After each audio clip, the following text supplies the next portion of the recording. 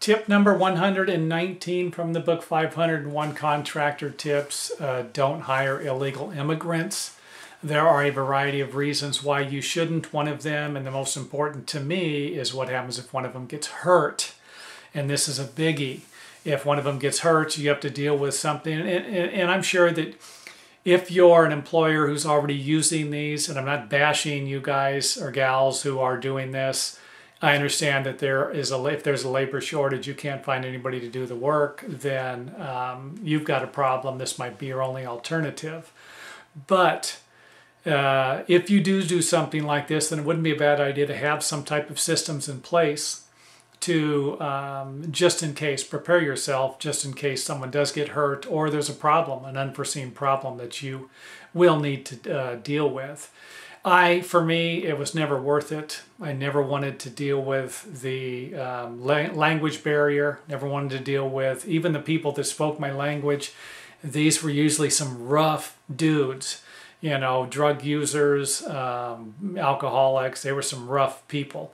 And so it was kind of one of those things that I didn't want to deal with it. But I worked around enough people and witnessed a lot of problems they had with these individuals and made up my mind early on that I really didn't want this.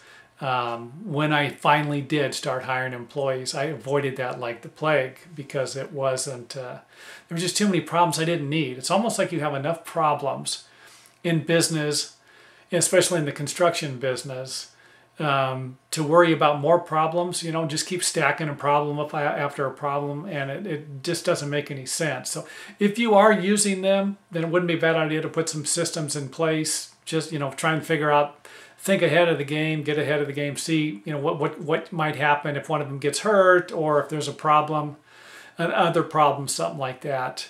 But like I said, I think you're going to be better off if you can you know, hire people that are citizens of the country you're working with or are here legally working. And don't forget, I actually hired a guy from Mexico one time who lived in Mexico, but I was working in San Diego, and he drove to work every day with somebody else. They dropped him off. He went to work for me. They came back, picked him up, took him back to Mexico. He was here legal. You know, I had all of his papers in order.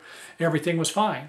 So don't forget that. There are going to be times where some of these people that you think are illegal immigrants, they aren't, you know. And of course, there are going to be times where they're going to have all the paperwork and it's suggesting that they are legal, and they won't be. So again, I'm going to leave that up to you, whether you do anything with it or not. Just like the rest of my tips, you know, we'll leave that up to you. You get to make the final decision on that one.